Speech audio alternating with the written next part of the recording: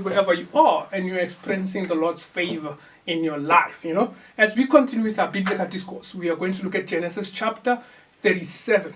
So as I was looking at this chapter, I was like, I started seeing the remnants, or I started seeing Christ in Joseph. So family, ultimately, our teaching and our preaching, we should be able to see Christ in scriptures so that we become like Christ. Paul says we are the walking epistle, that people that do not read the word, know the word, or are interested in the word, whenever they see us, they should be able to see the scriptures that we read, or they should be able to see Christ. We manifest the word that we read, we consume on a daily or weekly basis. So now, as I was looking at Genesis 37, I started seeing Christ in Joseph. What do I mean? What do I mean? So when you look at Genesis chapter 37, let's start at verse 2.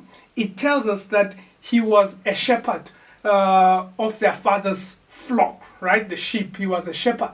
So the same thing is explained, or we see it in John 10, where Christ is explained as the shepherd, and his sheep hear his voice. Anyone that comes any other way, he's not the true shepherd. So I started seeing that, I started seeing the comparison. So now between Joseph and Jesus. So the next verse was verse 3. The father loved him dearly. So when you look at Matthew 3 verse 17, it tells us more or less the same thing. Remember, after he got baptized, Jesus Christ, and he comes out, the skies opened up and a loud voice shouted, "This is my son in whom I love and I'm pleased." So I started seeing that small similarities. And I was like, okay, so one day we will look at the significance of knowing that you are loved by the Father.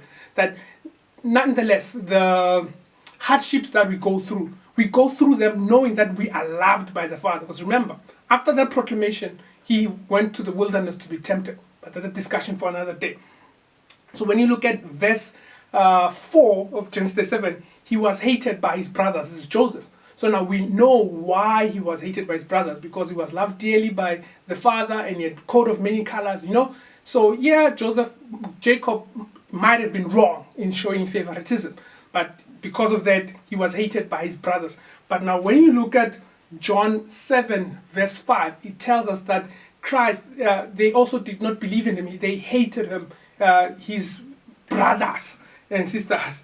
So now, as we continue, when you look at verse 13 and 14, Joseph was sent to his brothers when they went by Lodisa, when they took the sheep to graze and eat and all those things. He was sent by his father to the brothers. When you look at Hebrews 2 verse 11, it tells us that Christ has been sent to us, his brothers. He is our brother. That's what Hebrews shows us. So as we continue, so when we look at verse 20, it says others plotted to kill him. So now Joseph, his own brothers, they plotted to kill him. Remember, after they caught him, they threw him into the pit where they were planning on how to kill him or not. And Judah said, no, let's not, rather not. So they were plotting to kill him. Same goes with Jesus. When you look at John 11 verse 53, that others, Caiaphas and the high priest, they were plotting to kill Jesus. So I started seeing that. Remember when they sold him, the last two examples, they sold Joseph to slavery for silver. I think it was 20 silver coins. They sold him for that.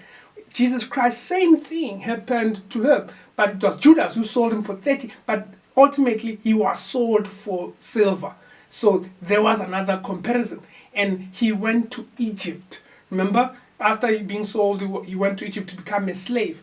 Jesus Christ also went to Egypt. Remember when Herod wanted to kill him, he found himself running away to Egypt. So family, as I was looking at Genesis 37, I started seeing that, like, my goodness. But now, the other thing that I saw was the young man's excitement to share his dream with his family. So I started asking myself questions. Who was this dream intended for? Because after he shared the dream with his family, they started wanting to kill him. They hated him. They sold him to slavery. They became jealous, the mother of witchcraft, jealousy and envy. So I started asking myself that question. Who was this dream intended for?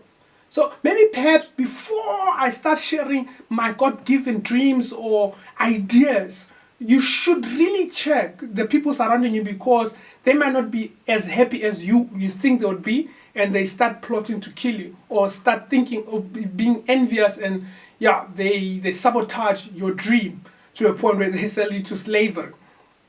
So out of excitement, he wanted to share his dream.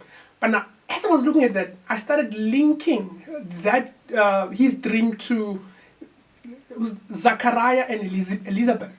Remember Luke 1, the father of John and the mother of John, the Baptist. So as I was looking at that, he also was old and he did not have any children. But I saw that when Gabriel appeared to him and then he told him, you're going to be with child, you're righteous, God has answered your prayers. So now, how long did he have that dream, that or the desire to have a child, but it was not happening? I started looking at that, like how long?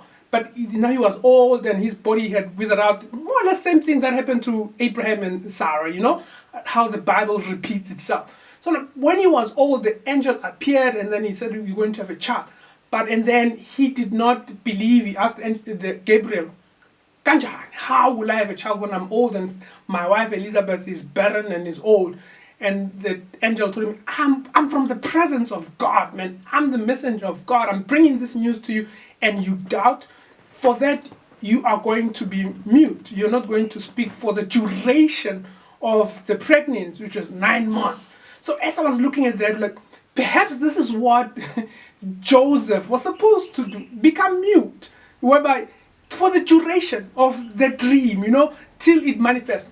Yeah, maybe as it says, what you meant it for evil, God meant for good. He had to be sold to slavery. But now, this is me thinking, most of us, our dreams, our goals, our desires, they do not reach their full potential. We do not give them 9 months or more for them to be made manifest, because we tend to share too soon. That's why we need to become like Zachariah and become mute and keep them to ourselves. But I think the other thing was his unbelief